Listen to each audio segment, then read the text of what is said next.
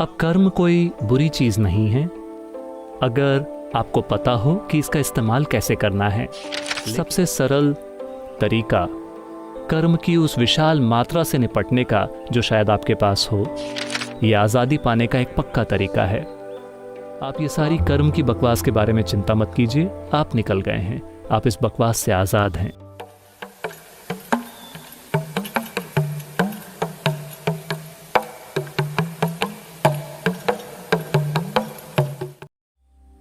पहली चीज है ये समझना कि कर्म कोई नकारात्मक कचरा नहीं है। आप जो हैं वो सिर्फ अपने कर्म के कारण ही हैं। जब हम कहते हैं कर्म तो हम यादों की उन कई परतों की बात कर रहे हैं जो आपको वो बनाती हैं जो आप हैं।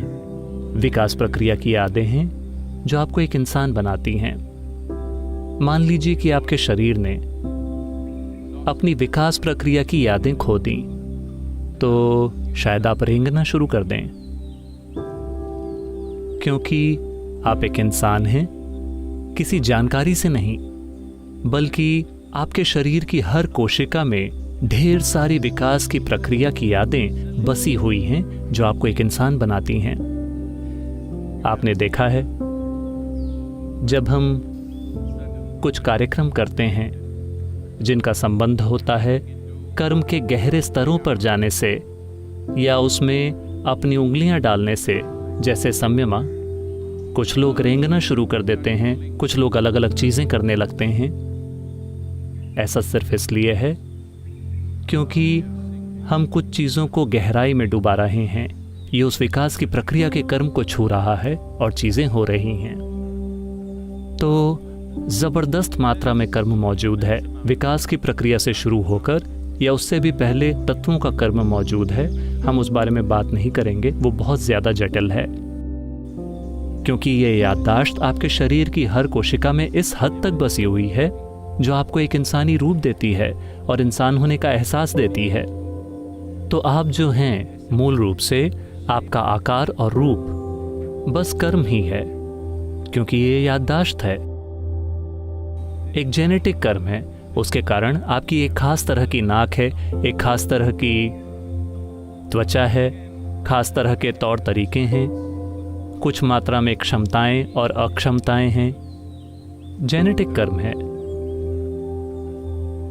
उसके बाद आपका अपना कर्म भी है, व्यक्त, अव्यक्त और अब सचेतन कर्म।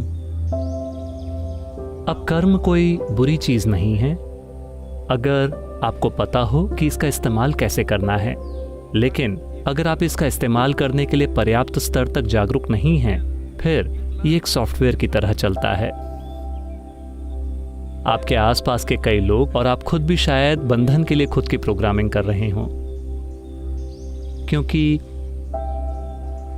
कई सारे लोग हमेशा किसी न किसी चीज के साथ बंधन बनाने की कोशिश करते रहते हैं, क्योंकि उन्हें लगता है कि सिर्फ खुद को किसी चीज या किसी व्यक्ति से बांधकर ही उन्हें सुरक्षित महसूस होगा। अगर एज के साथ आपका बॉन्ड बन जाता है तो वो बॉन्डेज बन जाता है। लेकिन सारे बंधन अचेतन रूप से विकसित होते हैं और अचेतन रूप से आपके भीतर मौजूद होते हैं और बंधन बन जाते हैं। तो आपने मुझे हर तरह की परिस्थितियों से होकर गुजरते देखा है, हर तरह की, कई सारी चीजें, हर तरह की बकवास, ढेर सारी शानदार चीजें भी, ढेर सारी बिल्कुल शानदार चीजें, लेकिन ढेर सारा कचरा भी मेरे पास आता है। लेकिन आपको क्या लगता है? मुझे देखकर बताइए, क्या आपको लगता है कि ये कर्म मेरे ऊपर भारी पड़ रहा है? कभी कभी शायद मैं ठीक से सोया नहीं, मैं थोड़ा ऐसा दिखूं, लेकिन क्या ऐसा लगता है कि ये मेरे ऊपर भारी पड़ रहा है? क्योंकि मैं चाहता हूं कि आप समझें, आप सभी इसे साफ साफ समझिए।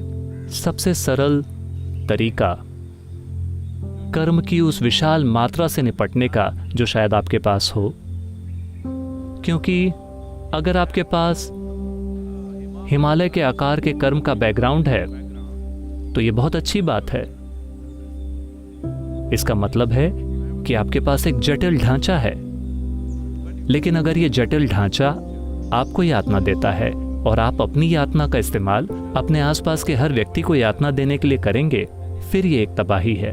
लेकिन अगर आप इस जटिलता का इस्तेमाल करते हैं, क्योंकि जटिलता की जरूरत है बहुत महत्वपूर्ण समाधानों को सुलझाने के लिए। अगर आप में कोई जटिलता नहीं है तो आमतौर पर इंग्लैंड में आपको अ सिंपल फेलो कहा जाएगा।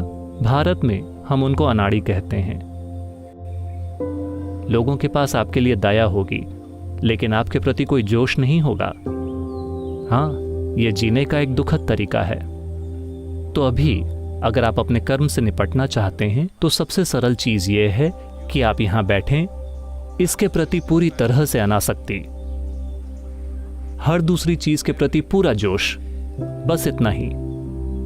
फिलहाल समस्या यह है कि लोगों में अपने जीवन के प्रति बहुत जोश है, लेकिन उनमें अनासक्ति है दूसरों की खुशहाली, उनके दुख या जो कुछ भी हो रहा है उसके प्रति। यह आजादी पाने का एक पक्का तरीका है। तो आपको बस इतना ही करना है। आपको समीकरण को पलटना होगा। खुद के प्रति बहुत ज्यादा जोश, दूसरों के प्रति जरा भी नहीं। अपने आसपास के हर जीवन के लिए पूरा जोश, खुद के प्रति पूरी अनासक्ति। आप ये सारी कर्म की बकवास के बारे में चिंता मत कीजिए। आप निकल गए हैं। आप इस बकवास से आजाद हैं।